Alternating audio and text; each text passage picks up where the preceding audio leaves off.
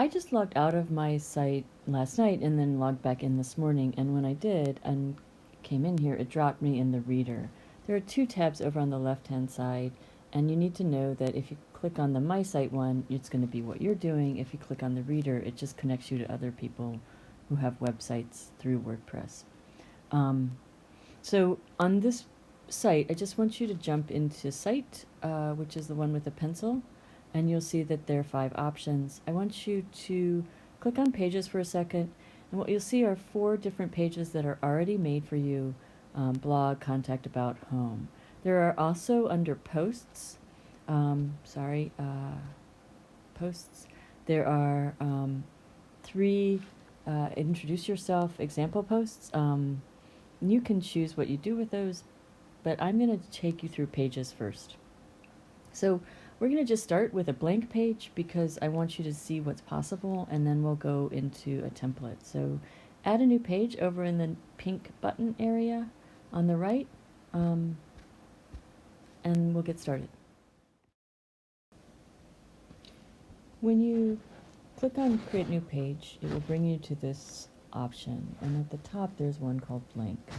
So if you just have that selected, which it automatically does, you click on the blue button that says you use blank page, blank layout.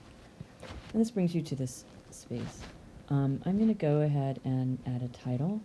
And I'm going to go ahead and click on that little plus button and add a cover. If you don't see cover, you can type in cover, and then you'll have a cover. So I want to set that up because this is called a block. You can always add blocks. Up in the top left-hand corner is this plus sign that is also the block framing, so you can always add a block that way, or down in at the lower edge of the screen on the right is another plus sign, and you can click on that plus sign and it will give you the block option as well. So it works in blocks. I want to go across the screen at the top and make sure you notice things. There's a save draft, which is obviously to save what we're working on. You can publish it once you're ready to publish it. Next to that is a little gear wheel, and if you click on the gear wheel, it takes away information on the sidebar that helps you to create the page that you want. So as you want to look at something to preview what it's going to look like, you can turn that on and off. You can see that right now under that gear wheel on the sidebar I have something called block, and block has this cover information, and within it I can set some different options for the cover. I can also set some options for the page itself. It's something that I can decide on quite a few issues regarding. So for example, the actual site page title is here. You can see it in the view page and also in the sample slug. You can have different sorts of options if you were trying to just give a little bit of the text for people.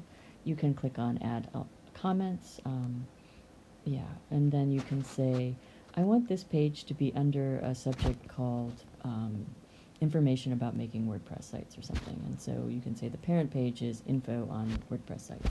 But I don't actually need anything here like that right now. I can also order this in terms of where it lines up under that parent page, but that will make more sense later to you. So I'm still in the gear wheel, and I've got the block and the document. And then right next to that gear wheel is an A, I'm going to guess, for alphabet. These are global styles. So if you don't like the font, for example, you can change the font. When you do, it's going to change it everywhere, thus the word global. So you want to make sure that you're clear on why you're going to pair them the way you want to pair them. Right next to that is a green dot, and in that it says show likes, show sharing buttons. You can click those off if you don't want to have interaction happening on your site. And then there's the 3 dots that gives you different options as well for you. So that's sort of an overview of the site, the layout.